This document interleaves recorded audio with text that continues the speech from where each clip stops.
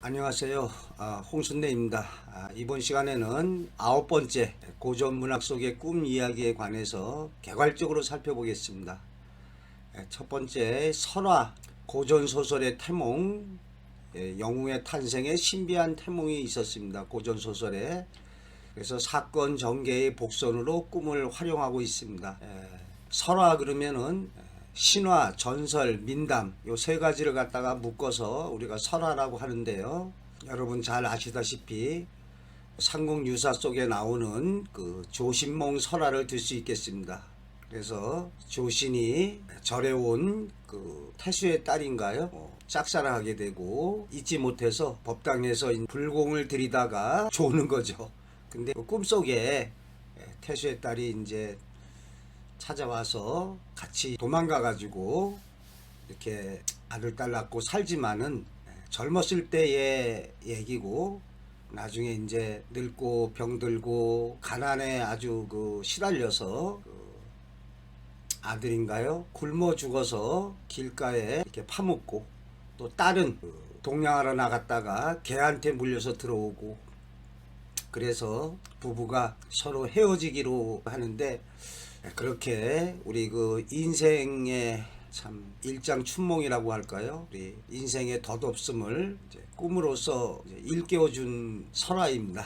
상류유사에 실려 있는데 내용이 아주 사실적으로 전개되고 있어서 참 우리로 하여금 많은 것을 갖다가 생각하고 되돌아보게 해주고 있습니다. 구비문학대계라고 책이 있습니다. 정신문화연구원에서 1960년대인가요? 70년대 우리나라 전국 각처에 각 지방을 돌아다니면서 옛날 얘기 있으면 좀 해주세요. 막걸리 받아서 주면서 그 옛날 이야기를 갖다가 이렇게 채록했습니다. 녹음을 갖다가 해서 그걸 갖다가 책으로 펴낸 것이 구비문학대계라고 해서 각 도마다 있습니다. 강원도, 경기도, 경상도, 심지어 평안도, 함경도도 있습니다. 어떻게 가능하냐? 6.25 때 월남한 분들. 그래서 이렇게 구비문학대계라는 책이 있는데 그 책에도 보면은 이러한 설화가 신화, 전설, 민담이라면 책 속에 이런 꿈과 관련된 이야기가 아주 수없이 나오고 있습니다. 또 고전소설의 시작이 태몽으로부터 시작이 됩니다. 영웅의 탄생에 신비한 태몽이 있었다. 이러한 태몽을 갖다가 고전소설의 맨 앞에 나오게 되는데 이전에 고전소설의 주인공들은 비범한 능력의 소유자, 이런 영웅들이 소설의 주인공이 됐습니다. 근대에 들어와서 이렇게 평범한 이렇게 서민이나 이런 사람들이 주인공으로 등장되지, 이전에 고전소설 속에 보면은 아주 뛰어난 영웅들이 일대기. 그래서 홍길동 전 하면은 홍길동의 어떠한 일대기 이렇게 전개가 되고 있습니다. 그런데 이 홍길동 전도 맨 앞부분에 이렇게 태몽 얘기가 나옵니다. 홍길동이 어떻게 해서 서자로 태어나게 됐느냐, 이것도 태몽과 관련이 있습니다. 홍길동의 아버지가 어느 날 낮잠을 자다가 이렇게 청룡인가요? 이렇게 용이 품 안에 이렇게 들어오는 꿈을 꿉니다. 그래서 용의 태몽을 갖다 꿨으니까 장차 훌륭한 인물을 갖다가 낳을 것이다. 이런 생각에서 내실로 들어가서 부인한테 운우지정을 맺자고 얘기하죠. 운우지정이라는 거는 이제 성관계 맺는 겁니다. 그러니까 부인이 아니 지금 대감 제정신이냐, 이렇게 대낮에 이걸 뭘 하려고 하냐 라고 이제 거절을 하죠. 그러니까 이제 홍길동의 아버지가 그냥 나와가지고 마루에 이렇게 앉아서 참 이렇게 좋은 태몽을 꿔가지고 내가 이렇게 관계를 맺으려고 했는데 저렇게 거절하니까 참 뭐라 그럴까요, 기분 안 좋게 이렇게 앉아 있으니까 그때 마침 계집종 춘섬이가 이렇게 다과를 갖다가 이렇게 올리니까 제가 몇 번 말씀드렸는데 꽁 대신 닭이라고 그래 하고서 계집종을 데리고 관계를 해서 낳은 아들이 바로 홍길동이가 되겠습니다. 그러니까 홍길동은 청룡이 이렇게 뛰어드는 태몽으로 태어났으니까 그러한 홍길동이 비범한 능력을 지닌 훌륭한 인물이 될 것이라는 것을 이렇게 맨 앞에 소설의 복선처럼 깔아놓고 있는 거죠. 자, 고전소설에 또 옥단춘전이라고 있습니다. 춘향전에 좀 아류작 비슷하게 보시면 되는데, 이 옥단춘전에 있어서도 태몽 꿈의 예지로서 장차 앞으로 일어날 사건의 복선을 깔고 있습니다. 그래서 어느 날 이정승은 꿈에 청룡이 오운을 타고 여의주를 희롱하다가 난데없는 백호가 덤벼들어서 한강으로 쫓아버리고 하늘로 올라가는 꿈을 꿨습니다. 좋지 않습니까? 이정승은 좋은데, 근데 이 김정승은 백호가 한강을 건너다가 용에게 쫓겨서 한강에 빠지는 꿈을 꿨어요. 이게 안 좋은 겁니다. 이렇게 물에 빠지는 꿈이 안 좋은데, 뭐 제일 많기로는 교통사고 난 사례도 있고 물에 빠지는 꿈이 좋진 않습니다. 그래서 각각 아들을 낳으니까 이현룡과 김진이라 하였다. 그러니까 이정승의 아들이 이현룡이죠. 춘향전에서는 이몽룡인데 여기서는 이현룡이라고 낳고 김정승은 김진이라고 낳죠. 근데 이 둘이 뭐 동문수학한 아주 친한 친구지간입니다. 친구지간인데 그 소설의 전개에 보면은 그 김진이가 먼저 관직에 나아가게 되죠. 그래서 뭐 평양 감사인지 이렇게 높은 직위에 올랐는데, 이 이현룡은 그때까지 이렇게 좀 빛을 못 봤어요. 그래가지고 이현룡이 이 김진이를 찾아가게 되죠. 좀 도움을 얻을까 찾아갔는데, 이 못된 김진이가 이현룡을 갖다가 도와주는 게 아니라 그 이현룡을 갖다가 시기해서 죽이려고 그러죠. 죽이려고 하는데 여기에 그 옥단춘이라는 그 기생이 등장합니다. 그래서 옥단춘이 그 이현룡을 갖다가 보고서 얼굴도 준수하고 그러니까 김진이가 해코지 하려는 걸 알고서 그 뱃사공을 갖다가 매수해서 이현룡을 갖다가 살려내게 되죠. 그래서 그 후에 이현룡이 과거에 급제하게 되고 나중에 이제 이 못된 김진이를 갖다가 징계하게 되죠. 그런데 이 맨 앞에 소설에서 나중에 이현룡은 잘 되고 김진이는 쫄딱 망하는 거죠. 근데 소설 속에 보면은 김진이 아버지는 용에게 쫓겨서 한강에 빠지는 꿈을 꿨다는 얘기죠. 그래서 이렇게 고전소설의 앞부분에 이러한 태몽 꿈으로서 장차 일어날 사건의 복선을 깔고 있습니다. 또 이러한 그 고전소설에 보면은 이렇게 맨 앞에 태몽이 뭐 엄청나게 많이 나옵니다. 그리고 고전소설도 아주 여러 가지가 있습니다. 자, 근데 이러한 고전소설 말고 몽자류 소설이라고 있습니다. 끝에가 몽으로 끝나는 거죠. 그래서 대표적인 게 구운몽, 뭐 옥루몽. 그래서 구운몽 이야기는 다들 아실 거예요. 그 하늘나라에서 그 성진은 그 뒤집으면은 진성입니다. 불교의 참된 그 이치, 깨달음. 하늘나라의 육관대사의 제자인 성진이가 어디 심부름 갔다 오다가 그 팔선녀를 만나서 희롱하게 되죠.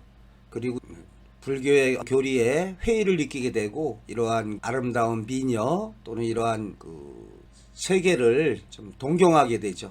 그래서 이제 꿈속에 빠져들게 되는데 붙잡혀 가는 거로, 그래서 그 하늘나라 성진이가 인간 세계에 태어나게 되는데 이름이 양소유. 그래서 소자는 이제 뭐 적게, 유자는 한자로 원래 그 헤엄칠 유자인데 뭐 놀 유자하고 뜻이 좀 상통합니다.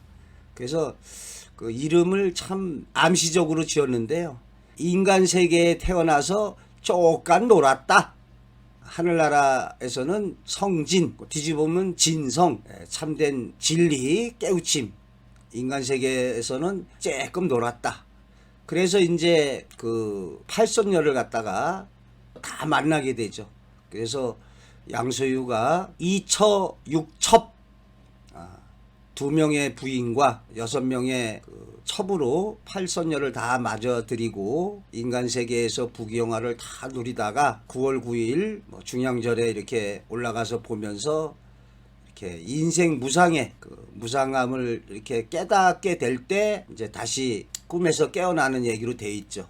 그래서 표면적인 주제는 뭐 인생 무상, 뭐 이렇게 덧없다 이런 거지만 조선조의 그 사대부들이 아주 열광적으로 이 구운몽을 많이 읽었습니다.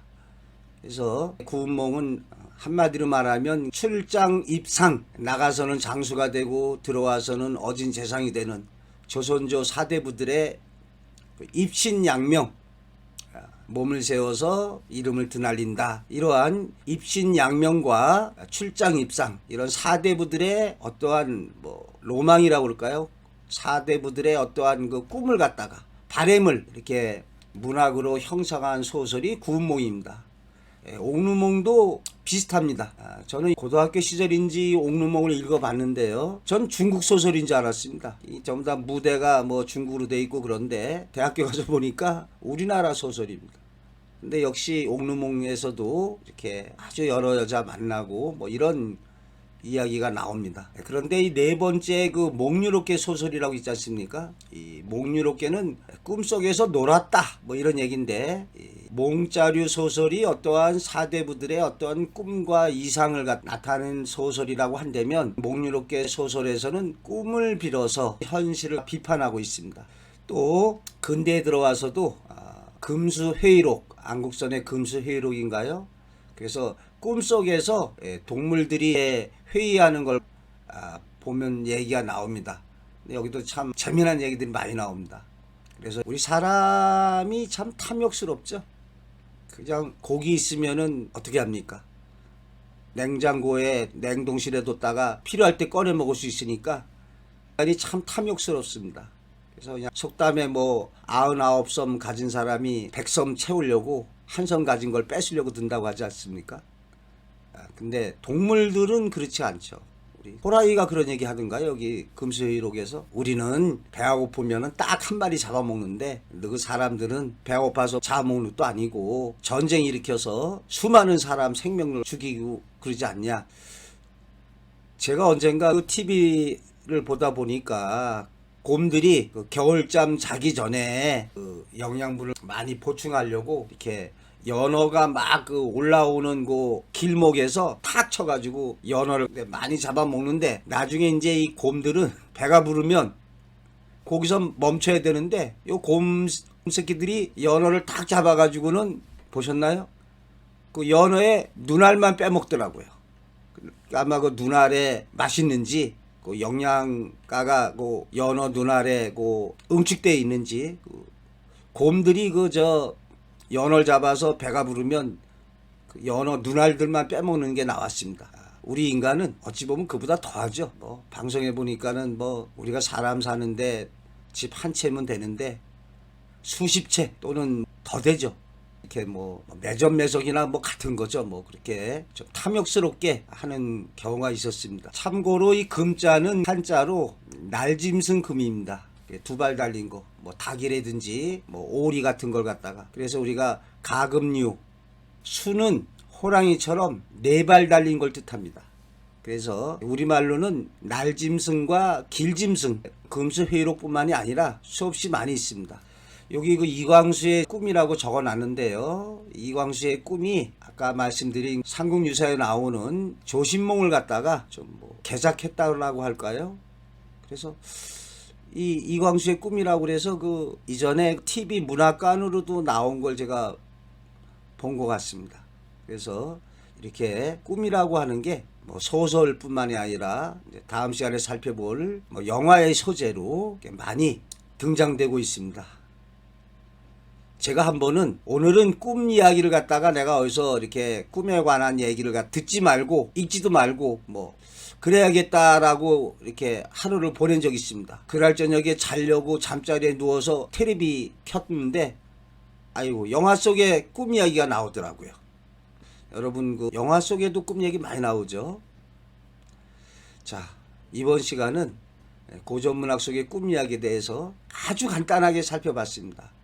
원래 이 동영상은 주식 투자와 꿈, 그러한 주제로 강연할 때 앞에 개괄적으로 꿈의 몽 및 꿈의 세계라고 해서 살펴보고 있는 중입니다.